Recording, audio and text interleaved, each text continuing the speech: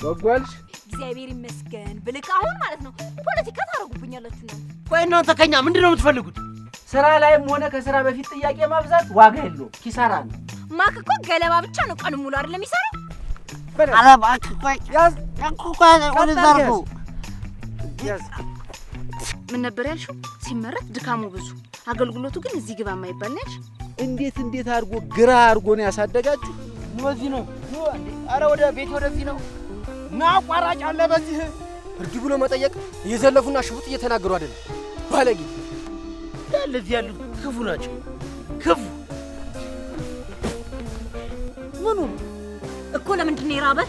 ደከመኝ አልኩ እኮ ደከመኝ ራበኝ እያልኩ እኮ ነው።